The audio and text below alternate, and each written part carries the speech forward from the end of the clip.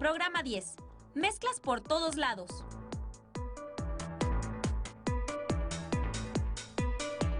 En este programa identificaremos las diferencias entre una mezcla homogénea y una heterogénea.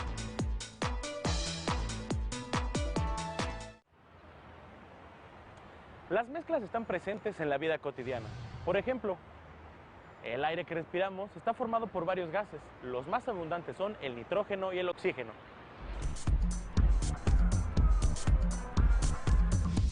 La preparación de alimentos es un buen ejemplo de elaboración de mezclas. En este caso, el licuado está formado por varios ingredientes. ¿Cómo logramos la mezcla? La licuadora rompe los ingredientes sólidos en porciones muy pequeñas que quedan dispersas en la leche.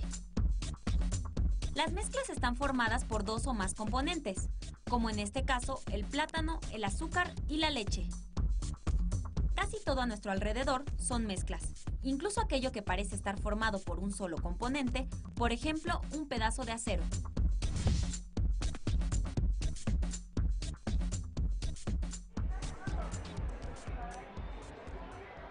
Lo que estoy comiendo es una mezcla de frutas.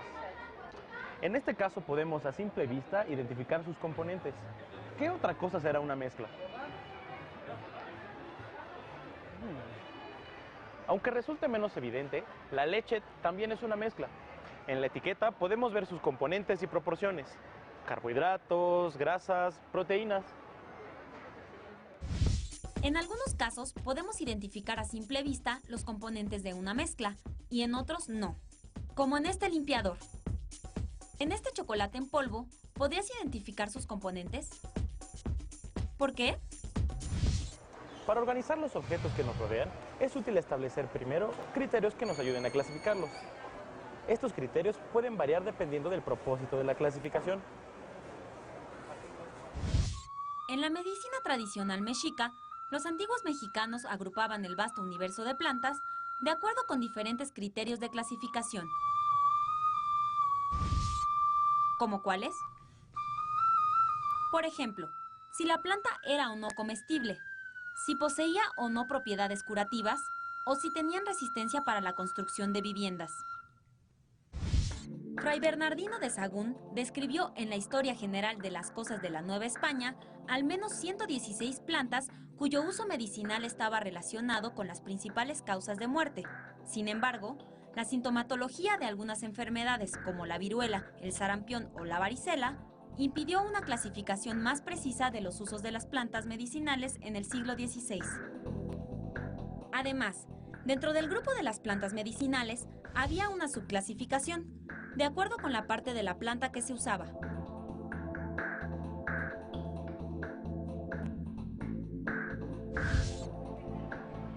En el caso de las mezclas, ¿qué criterios de clasificación podemos utilizar? ¿Me regalas una bolsita? Gracias.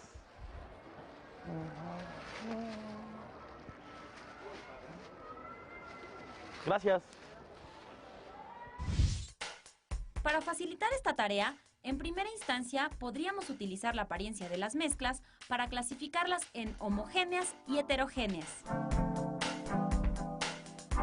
En las mezclas homogéneas, sus componentes no pueden ser distinguidos por el ojo humano ni por un microscopio convencional. En cambio, en una mezcla heterogénea, sus componentes sí pueden distinguirse a simple vista. Otra diferencia entre las mezclas homogéneas y las heterogéneas es la distribución de sus partículas. Observemos. Si las partículas están distribuidas de forma uniforme y su composición se mantiene constante en cualquiera de sus partes, es una mezcla homogénea. Por ejemplo, el vinagre o el aire. En cambio, en una mezcla heterogénea, la distribución de sus partículas no es uniforme y, por lo tanto, la composición en todos sus puntos no es la misma. Por ejemplo, el granito o el agua de tamarindo.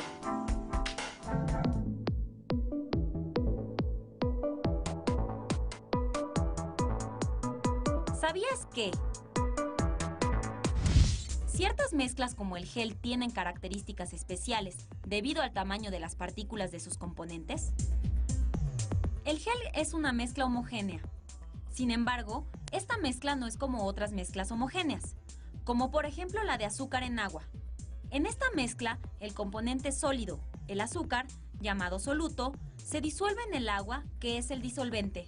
En cambio, en el gel, las partículas de los componentes sólidos son de un tamaño mucho mayor que las partículas del azúcar, por lo que presenta características especiales.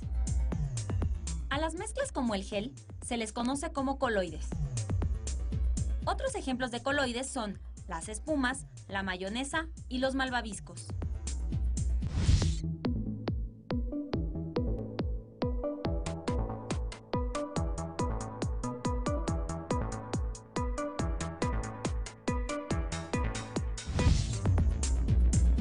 Cuando se hace una mezcla, ¿pierden sus características las sustancias que la componen?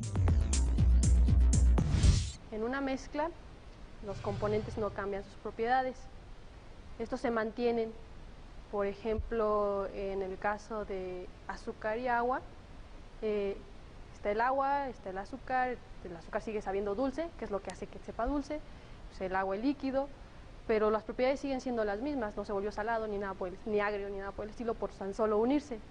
Entonces, en una mezcla homogénea como esta, no cambian. Tampoco en una heterogénea, como aceite y agua, ¿no? Que no se unen, pero igual no cambian sus propiedades. Cuando se hace una mezcla de este tipo, ¿se pueden separar sus componentes? Sí, desde luego que se pueden separar los componentes. Depende mucho el tipo de separación física que se haga de la mezcla que se tenga. Por ejemplo, ¿cómo separarían agua, en su casa agua con granos de café? ¿Cómo lo harían? Si bien no se les ocurre nada, la forma más sencilla es mediante una malla, un filtro o un tamiz, hacer pasar el agua a través de este. Obviamente en el tamiz se van a quedar lo que son los granitos de café y abajo en un recipiente bien pueden recibir el agua, separando esta mezcla. Existen así otros tipos de mezclas, como por ejemplo otra cotidiana, digamos la leche con la nata, ¿no? Entonces luego hay a quienes no nos gusta así, entonces pues lo pasamos a través de una coladera, es el mismo proceso de filtración y ya, tenemos nuestra leche sin nata. O bien agua con arena, también es otro, ¿no? En este caso el agua, pues ahora sí que la arena se sedimenta y el agua lo que hacemos es voltear el recipiente, recibir en otro y nos queda en un lado el agua y en otro lado la arena, mojada aún, pero nos queda ya separada. Los invito a que nos acompañen en la siguiente misión. Hasta pronto. Dígame qué va a llevar. ¿Un kilo de clavos, por favor? ¿De clavos?